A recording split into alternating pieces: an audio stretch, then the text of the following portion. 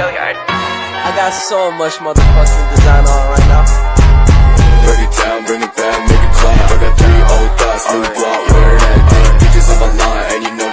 Assalamualaikum warahmatullahi wabarakatuh. Perkenalkan, nama saya Novita Afdillah dengan NIM 220404502064 kelas D, Prodi Bimbingan dan Konseling Universitas Negeri Makassar. Nah, baiklah, di sini saya akan melakukan identifikasi fenomena sosiologi dan antropologi. Baiklah, langsung saja. Yang pertama adalah sosialisasi dan penyesuaian diri. Nah, sosialisasi adalah proses seumur hidup yang berkenaan dengan cara individu mempelajari berbagai hal seperti norma dan nilai sosial. Yang pertama, contoh fenomena sosialisasi di lingkungan sekolah, yaitu pengenalan sekolah baru saat siswa baru masuk sekolah. Pengenalan lingkungan sekolah yang dilakukan siswa menjadi bagian penting dari proses sosialisasi, mulai dari guru, ketua skul, anggota OSIS, dan pihak terkait dalam menyukseskan pengenalan lingkungan sekolah. Yang kedua, saat guru sedang memberikan pelajaran di ruang kelas. Nah, proses pembelajaran di sekolah yang dilakukan oleh guru dengan siswa menjadi bagian penting. Contoh adanya sosialisasi. Dengan adanya proses belajar mengajar di ruang kelas maupun secara daring akan membuat seorang siswa dan guru saling berinteraksi. Nah, yang kedua, penyesuaian diri. Nah, penyesuaian diri adalah suatu proses yang mencangkup respon mental dan tingkah laku di mana individu berusaha untuk dapat berhasil mengatasi kebutuhan-kebutuhan di dalam dirinya, ketegangan-ketegangan, konflik-konflik, dan frustasi yang dialaminya sehingga terwujud tingkat keselarasan atau harmoni antara tuntutan dari dalam diri dengan apa yang diharapkan oleh lingkungan di mana ia tinggal. Nah, beradaptasi atau menyesuaikan diri dengan lingkungan yang baru rasanya memang tidak bisa dihindari oleh siapapun, termasuk kamu yang sebentar lagi lulus dari sekolah lama dan melanjutkan ke jenjang pendidikan yang lebih tinggi. Nah, contoh fenomena penyesuaian diri di lingkungan sekolah, yang pertama adalah perbanyak senyum. Nah, menjadi siswa yang baru di suatu lingkungan asing memang bukanlah hal yang menyenangkan. Nah, kamu harus berusaha ekstra untuk bisa masuk menyesuaikan diri di sekolah baru dan juga dalam komunitas apapun di tempat tersebut. Nah, yang kedua adalah sebagai siswa janganlah malu dan ragu untuk menyapa orang lain lebih dulu saat bertemu mereka, baik itu teman satu kelas, kakak tingkat, guru, dan staf sekolah lainnya. Setidaknya anggukkan kepala sebagai tanda sapaan saat bertemu dengan orang lain agar mereka lebih terkesan karena kepribadian kamu yang hangat. Selanjutnya adalah pranata sosial. Pranata sosial adalah serangkaian aturan atau kaidah sosial yang memberikan aturan dalam hidup bersama-sama, baik aturan tersebut diwajibkan, dianjurkan, maupun dilarang. Nah, tujuannya dibentuknya pranata sosial ini tak lain adalah untuk membentuk masyarakat yang berada dalam kedamaian dan kenyamanan. Nah, contoh fenomena pranata sosial di lingkungan sekolah, yang pertama adalah tentang adanya larangan untuk ribut di kelas saat mata pembelajaran berlangsung. Yang kedua, membolos, dan yang ketiga dilarang mengotori lingkungan sekolah dan dilarang berbicara tidak sopan dan kasar. Nah, selanjutnya adalah sertifikasi sosial. Nah, sertifikasi berasal dari kata stratum yang berarti lapisan, sementara sosial artinya masyarakat. Nah, secara sederhana, stratifikasi sosial dapat diartikan sebagai lapisan masyarakat. Nah, dengan kata lain, stratifikasi sosial adalah penggolongan masyarakat ke dalam kelas-kelas yang disusun secara bertingkat. Nah, contoh fenomena sertifikasi sosial. Yang pertama, siswa dengan kelas sosial tinggi cenderung memiliki banyak teman, sebaliknya dengan siswa berlatar belakang sosial rendah kurang memiliki pergaulan yang bagus. Nah, yang kedua, adanya kelas unggulan, kelas yang hanya diisi oleh siswa dengan kemampuan akademik di atas rata-rata. Selanjutnya adalah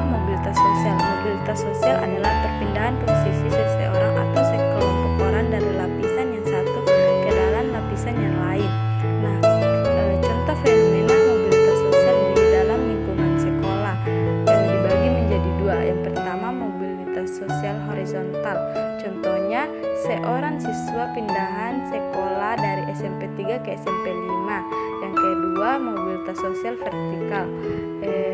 Contohnya seorang guru honor yang telah bekerja bertahun-tahun akhirnya diterima menjadi guru CPNS atau pegawai negeri sipil. Berikutnya adalah perubahan sosial. Perubahan sosial adalah perubahan yang terjadi secara terus-menerus dan mencakup sistem sosial seperti pola pikir, pola perilaku, nilai dan struktur sosial seperti lembaga sosial, kelompok, norma dan yang ada di dalam masyarakat. Contoh fenomenanya yang pertama adalah cara mengajar. Cara mengajar berubah seiring perkembangannya zaman. Berbagai penelitian telah ditemukan terutama dalam bidang psikologi pada peserta didik. Tentu saja mereka menginginkan cara mengajar yang lebih baik sehingga mudah dipahami oleh peserta didik. Nah, yang kedua adalah metode belajar. Di beberapa sekolah, metode belajar berubah menjadi lebih modern seperti penggunaan laptop dan tablet.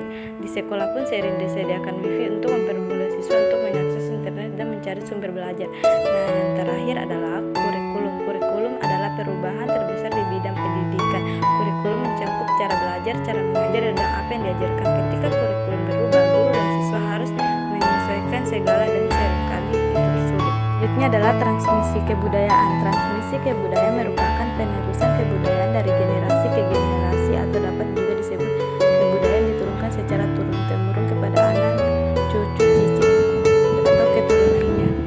Contoh fenomena transmisi budaya seperti siswa memakai pakaian rapi, penampilan rapi yang sudah menjadi turun-temurun peraturan di sekolah. Selanjutnya adalah transmisi kebudayaan. Transmisi kebudayaan merupakan penerusan kebudayaan dari generasi ke generasi atau dapat juga disebut kebudayaan diturunkan secara turun-temurun kepada anak, cucu, cicit, atau keturunannya. Contoh fenomena transmisi budaya seperti siswa memakai pakaian rapi, penampilan rapi yang sudah menjadi turun-temurun peraturan di sekolah. Ini adalah budaya belajar. Budaya belajar adalah sebuah kebiasaan yang harus diciptakan di berbagai lingkungan, baik di sekolah, kantor, dan lingkungan pergaulan anak sehari-hari.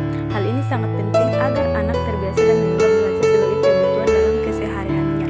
Nah, contoh fenomena budaya belajar di lingkungan sekolah yang pertama adalah mengerjakan tugas tepat waktu yang diberikan oleh guru. Yang kedua adalah datang tepat waktu ke sekolah. Dan yang ketiga adalah bertanya dan menjawab saat proses diskusi di kelas. Yang terakhir adalah pendidikan multikultural. Pendidikan multikultural adalah sebuah proses penanaman cara hidup menghormati, tulus dan toleran terhadap keanekaragaman budaya, agama yang hidup di tengah-tengah masyarakat. Contoh fenomena pendidikan multikultural di lingkungan sekolah. Yang pertama adalah menyamaratakan hak dan kewajiban seluruh siswa di sekolah tanpa memandang perbedaan masing-masing siswa. Yang kedua adalah menanamkan sikap saling peduli dan toleransi antara siswa di sekolah.